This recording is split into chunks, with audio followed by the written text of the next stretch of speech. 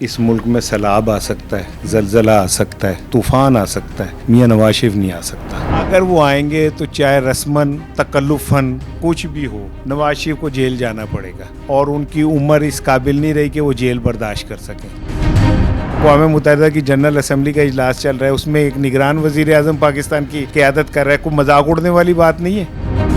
حافظ صاحب بھی نہیں ڈنڈا لے کے ملک کو سیدھا کرنا ہے تے امبلین لی آئے نے سیاست کہ اگر اس نے اوپر جا کے اللہ سے شکایت کر دی تو کیا بنے گا۔ جی السلام علیکم خواتین و حضرات، میں ہوں آپ کا ہوسٹ احتشام اللہ بہلیم اور آپ دیکھ رہے ہیں ڈیلی پوائنٹ۔ بہت سے چہروں پہ خوشیاں آ رہی تھی کہ میاں صاحب واپس آ رہے ہیں، لیکن اچانک بیچ میں ترمیمی بل آ گیا۔ ترمیمی بل کیا ہے، کیسے آیا، اور تو وہ سارے جو چہرے خوش تھے، کچھ نہ کچھ وہاں پہ نا چہروں پہ وہ جو خوشیاں تھیں وہ ختم ہو رہی ہیں۔ آج ترمیمی بل پہ بھی بات کریں گے، لیکن اس کے ساتھ ساتھ ایک بات وہ ہوگی کہ جس نے پورے پاکستانیوں کے ساتھ ساتھ اوورسیز کو بھی غمگین کیا ہوا ہے، وہ بات ہے عمار کی۔ عمار کی وفات کے بعد بہت لوگوں نے اس پہ سیاست بھی کی، صحافیوں نے بات چیت بھی کی، لیکن وہ باتوں میں یہ بھی لگا کہ شاید وہ عمار کی جو وفات تھی وہ مرض تھا جو کہ شروع سے تھا۔ ساری باتیں سہار رانا صاحب سے جانیں گے، اور وہ بھی باتیں جانیں گے جو کہ سہار رانا صاحب غمگین لہجے میں آگے کر جاتے ہیں۔ السلام علیکم سر۔ جی وعلیکم، کیسے مزاج؟ اللہ کا شکر۔ سر کل تک 21 اکتوبر کی باتیں چل رہی تھیں، میاں صاحب آ رہے ہیں خوش، ترمیمی بل کہاں سے آ گیا اچانک سے؟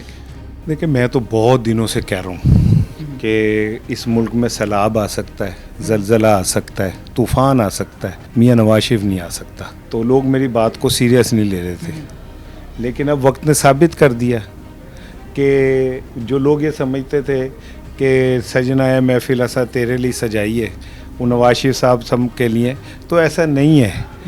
یہ محفل جس نے سجائی ہے اس نے اپنے لیے سجائی ہے، ٹھیک ہے۔ اور اب یہ آج کھل گئے 80 کیسز، جس میں نواز شریف، زرداری، یوسف رضا گیلانی سب شامل ہیں، اور اسحاق ڈار کے خلاف وہ کیس بھی کھل گیا جو داخلہ دفتر ہو چکا تھا۔ تو اس سے آپ کو سمجھ نہیں آ رہی کہ جو حالات ہیں وہ کس طرف جا رہے ہیں۔ ابھی کچھ دن پہلے آرمی چیف صاحب نے تاجروں کے ساتھ گفتگو کرتے ہوئے کیا کہا تھا کہ پاکستان کو ایک احتساب کی ضرورت ہے، اور کیا کہا تھا کہ یہ سیاسی جماعتیں جو ہیں یہ مخلص نہیں ہیں۔ تو آپ کو سمجھ نہیں آ رہی اسکرپٹ کے کیا ہونے جا رہا ہے۔ یہ کوکلا چھپاتی جمعرات آئی ہے، جڑا آگے پیچھے تک کے وہ شامت آئی ہے۔ اب یہ آگے پیچھے جو دیکھے گا اس کی ایسی کی تیسی ہو جائے گی۔ یہ جو کتی چیخیں شروع ہو گئی ہیں نا، جی 11 پلینگ فیلڈ اور فلاں اور ٹینگ اور یہ اور وہی کیا ہے، اب ان سب کو پتہ چل گیا کہ ہمارے ساتھ ہونے کیا جا رہا ہے، ٹھیک ہے نا، جس کی وجہ سے یہ چیخیں اٹھ رہی ہیں ساری۔ سر وہ خوشیاں منا رہے ہیں، انہوں نے تو مٹھائیاں بھی منگوا لی، اور دیکھا ہے کہ وہ جو ہمارے کھوکھر پیلس والے حضرات ہیں ان کی طرف سے آتش بازی ہوئی ہے۔ بات یہ کہ پاکستان میں مٹھائی بانٹ کے اور بعد میں رونے کا جو کلچر ہے کوئی نیا نہیں ہے۔ ہم نے ماضی میں بھی بے شمار موقعوں کے اوپر مٹھائیاں بانٹی اور مڑ کے پٹتے رہے کہ یہ کیا ہو گیا۔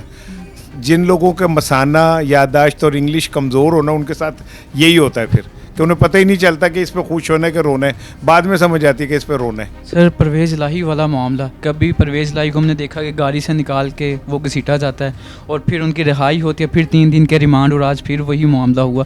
تو آپ کیا سمجھتے ہیں کہ پرویز الہی صاحب نے یہ بھی کہا کہ اگر مجھے زنجیریں بختر بند گاڑیاں کیا زنجیروں میں بھی گھسیٹا جائیں، میں خان کے ساتھ ہوں، تو کیا سمجھتے ہیں کہ وہ خان صاحب کے ساتھ ڈٹے رہیں گے یا بدل جائیں گے؟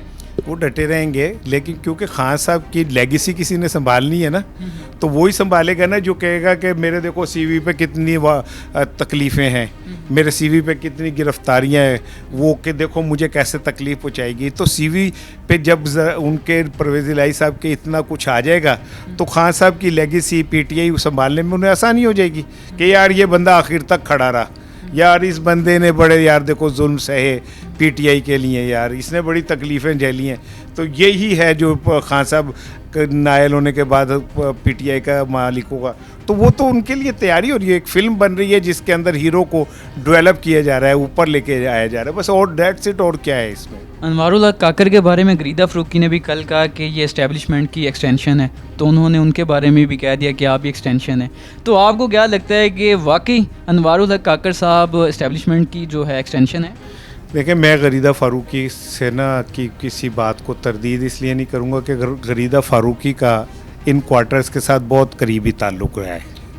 ہاں جی، وہ میرا خیال ہے کہیں مطلب ماضی میں بھی ان کا رہا ہے، تو وہ اگر کہتی ہیں تو یقیناً ان کے پاس انفارمیشن مضبوط ہوگی، اور وہ ایکسٹینشن ہی ہے، اور کیا ہے۔ آپ کیا سمجھتے ہیں وہ کوئی پیپلز پارٹی یا نون لیگ کے کینڈیڈیٹ تھے؟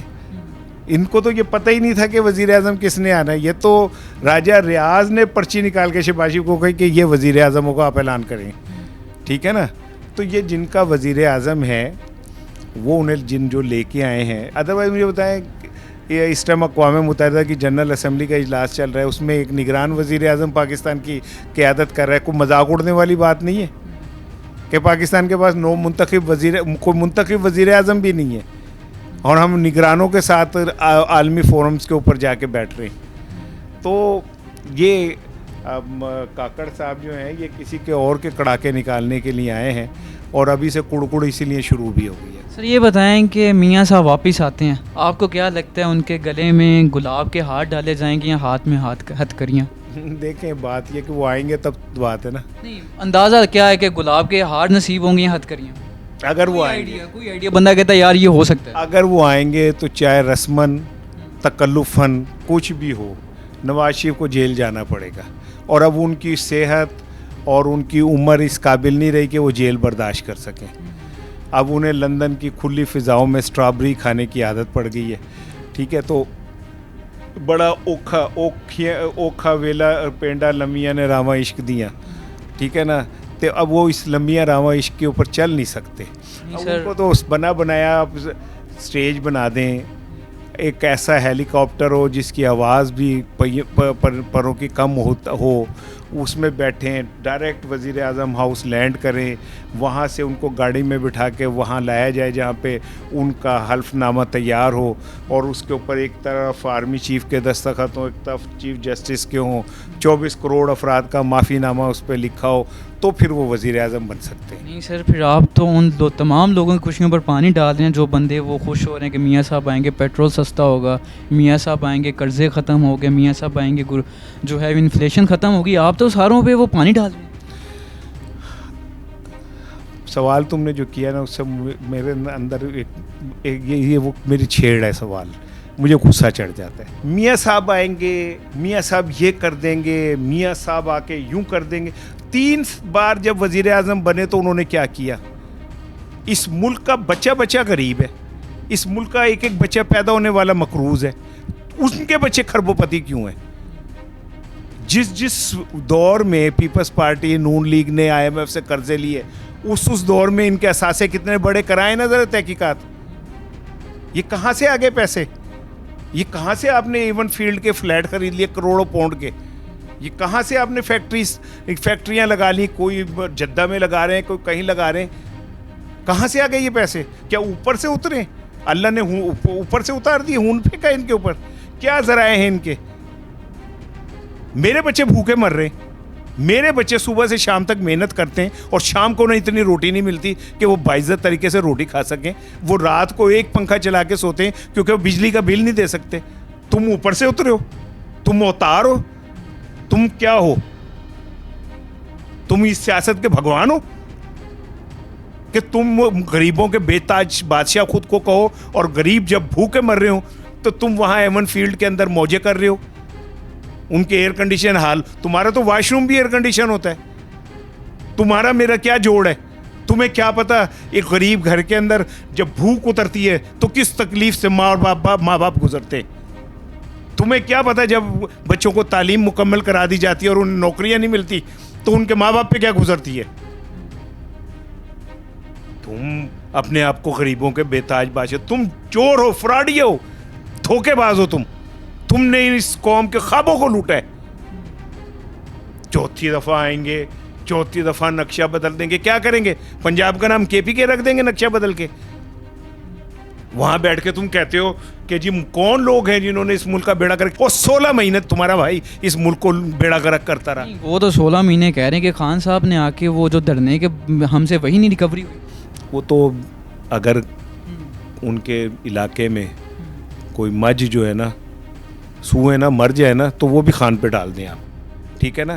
آپ اپنی کارکردگی کا حساب دیں. تمہارا بھائی یہ کہہ کے آیا تھا کہ میں عمران خان نے جو مہنگائی کی ہے ختم کی ہے, میں اسے ختم کروں گا.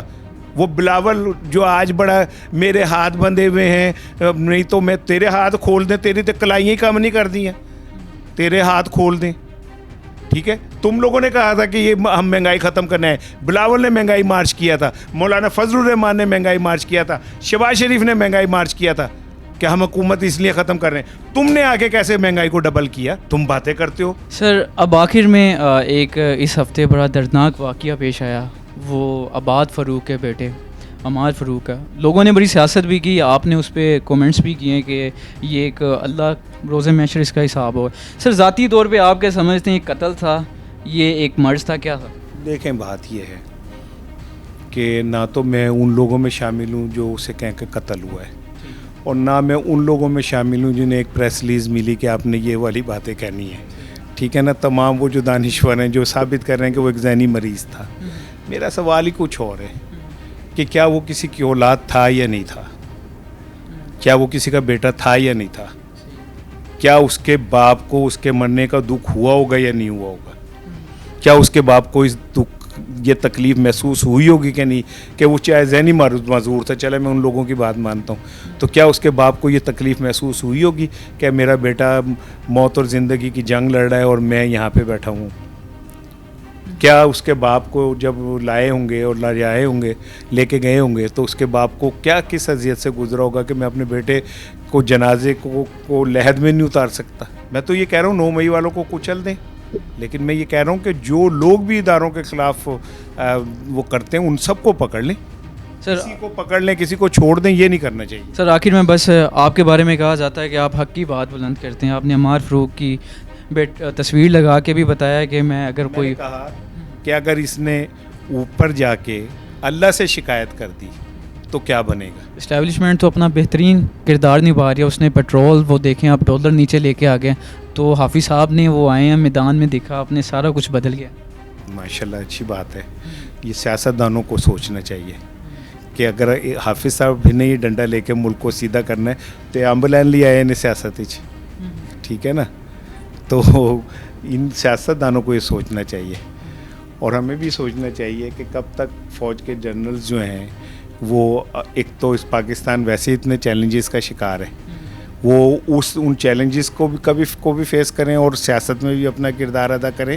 تو کیوں کریں, سیاستدانوں کو اپنا کردار ادا کرنا چاہیے. لین جی ادھر سے ہی انٹرویو کا اختتام کرتے ہیں کہ اگر کہا جائے ڈھکے چھپے الفاظوں میں ڈکٹیٹرشپ کے آنے کے چانسز ہیں. آج کے انٹرویو کا یہ بھی تھا, لیکن دوسرے نمبر پہ اگر میں آپ کو بتاتا چلوں کہ میاں صاحب کے آنے کی خوشی بہت لوگوں کو تھی, چہرے مسکراہٹے بھی تھے, لیکن اظہار خان صاحب سینئر صحافی ہیں, بہت سارا تجزیہ ایسا ہوا ہے کہ وہ حقیقت پر مبنی ہوا تھا, اور آج کے تجزیے میں یہی بات سامنے آئی کہ اگر میاں صاحب آتے ہیں تو پھولوں کی ہار کی بجائے انہیں ہاتھ کریاں لگائی جائیں گی, جاتی عمرہ کی بجائے شاید انہیں تھانے لے کر جایا جائے. اسی اختتام کرتا ہوں, اپنے میزبان کو دیجیے اجازت. اللہ نگہبان.